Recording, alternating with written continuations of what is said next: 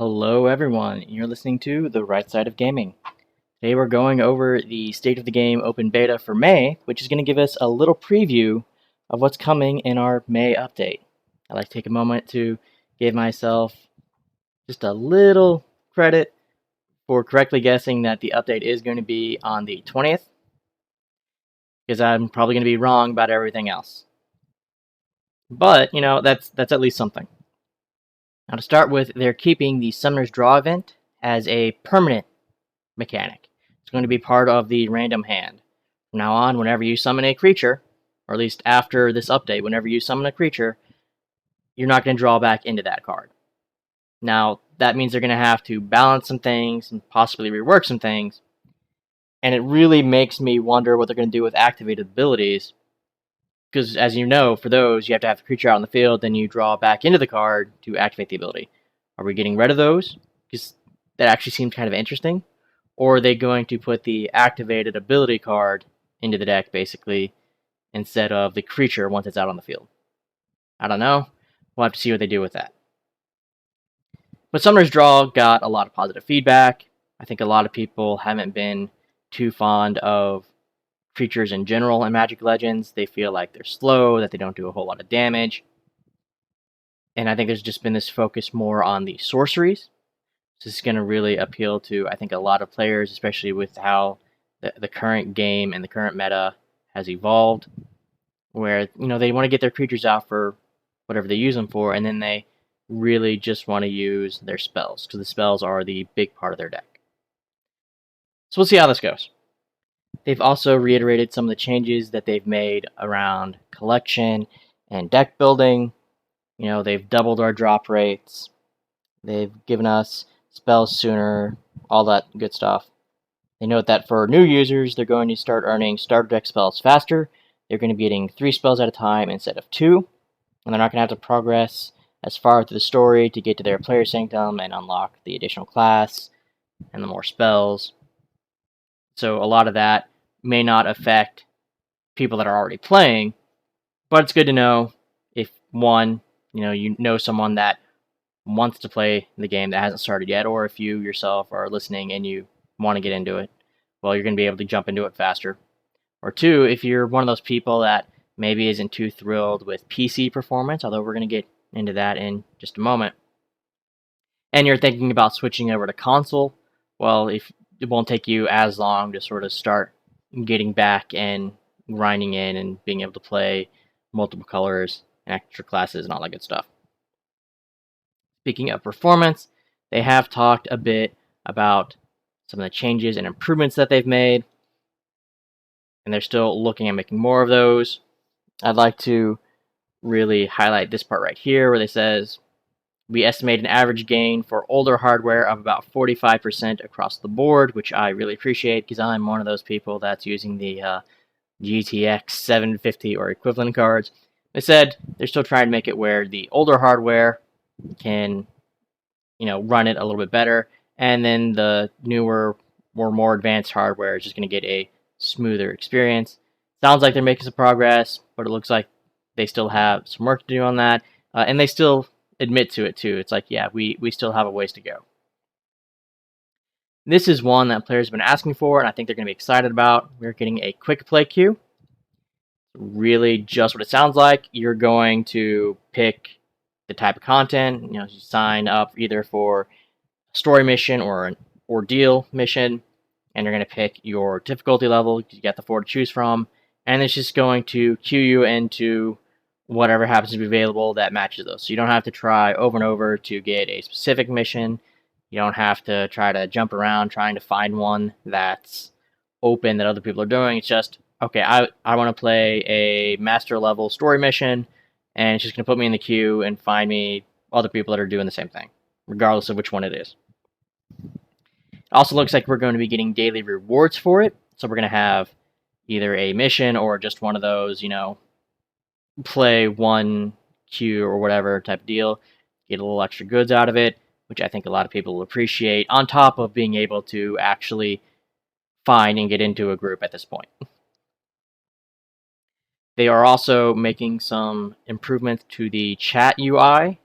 In our little chat box, we're now going to have the little different tabs, just like you'd see in, say, an MMO. You'll have one for all chat, global chat, party chat, system chat, and private chat, just to make things a little easier.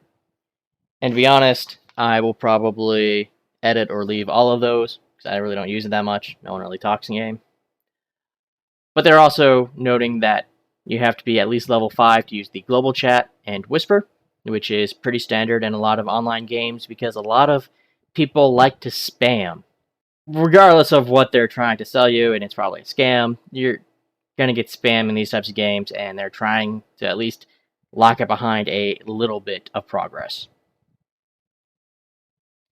Now, the Battle Pass changes, I think, are the ones that I think people are going to find really interesting, especially since this has probably the big part of our content update, like the actual content portion, not quality of life, but actual content for May 20th. So, for starters, we're going to be getting more costumes, more spell unlocks, and a new class in the first 7 levels. Yes, it's actually in there. We'll be adding a new class, which I think a lot of people were excited about. I was half right. I didn't think they were going to be adding a new class, but I figured if they did, it wasn't going to be through booster packs. And in fact, we'll get to here in a minute, that you're not going to be able to get, at least after this update, until they decide to change it, you're not getting any classes in those booster packs, but don't want to get ahead of myself. But we will be getting a new class. And it's going to be, again, in those first 7 levels by the looks of it, so if you've been playing at all, chances are you've got it unlocked and you're going to be able to use it, because I imagine that's going to be retroactive for everyone as well. More about the class itself soon, but if nothing else, we at least know that it's coming.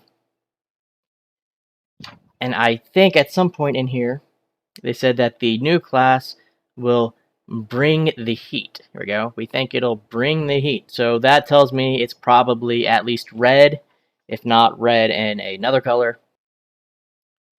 And you're also going to be able to buy Battle Pass levels if maybe you are one of those people that has been coming or going or slacking off a little bit. Or if maybe you're just impatient and you just want to catch up to the end. Now, as for the booster pack changes, the Dimir Assassin class is being removed from the pack. And you'll get a bundle of 10 spells as the grand prize instead. So if you get the grand prize, if you get the highest level, you're going to get one of those 10 spells. Not all 10.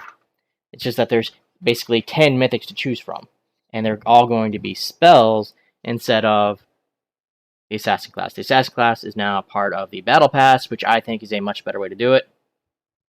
Especially when you find out that these spells are not booster pack exclusives or anything. Okay, these are all spells that you can get through upgrading the Mystical Study in normal gameplay. So I'm guessing it's probably like the top 2 tiers of the Mystical Study. 2 spells from each color. And that just is going to make it easier for some people, because I know a lot of people are still having trouble grinding through and upgrading their Mystical Study and their personal realm, because it can be a little resource intensive. And we're going to come back to that later. So this might just give you access to some spells sooner. In fact, if you look down at this end portion, our goal with these changes is to allow players to speed up their normal progress through boosters without giving them a power advantage over others. So again, the idea here is you can pay to make things go faster, but it's not going to be pay to win. You're not getting better or exclusive stuff through booster packs, and by taking the class out of that entirely and putting the Battle Pass, I think they're doing that. It should also be noted that because you're getting the 10 spells, or 10 possible spells as your mythic grand prize, the chances of actually getting one of those is higher now. You now have a 1 in 10 chance of pulling a mythic spell from the booster pack, which is closer to actually getting a mythic in the regular card booster packs. This is 1 in 10, so you have a 10% chance. In the actual Magic the Gathering booster packs, you have a mythic rare in 1 in 8 packs, I believe. So it's 10% versus 12.5%. It's pretty close. So they are making it a little closer to the actual physical booster packs. Go into what their plans for the future are. They are looking at adjusting the currency caps. That's where a lot of people are having issues with at the moment, trying to figure out where players are at, where they're getting bottlenecked, where they're struggling, and how they can sort of adjust those to make things a little easier on us. They're also looking at developing in-game content, and then there's, of course, your new missions, new planes, new sorcery, summons, events, all that good stuff. I think a lot of people will be happy to note that right here at the bottom, they talk about consoles. The console version of the game is well into development, and some members of the team have been playing exclusively on console test kits. So it sounds like they are making good progress. We do actually have a playable version, whether or not it's up to par yet, because they're still trying to, as they say, optimize the experience. Well, they're just probably working on that. But it does look like they are on track for getting a console version out later this year, like I said. So I think a lot of people will appreciate that, especially people who maybe are struggling in terms of hardware to be able to play the game. But I think that's all that they had in this particular update. I think we've covered everything, honestly. So if you'd like to leave a like, comment, subscribe, that'd be great. If not, that's okay too. I understand. Either way, I hope you guys have an awesome day, and I will catch you next time.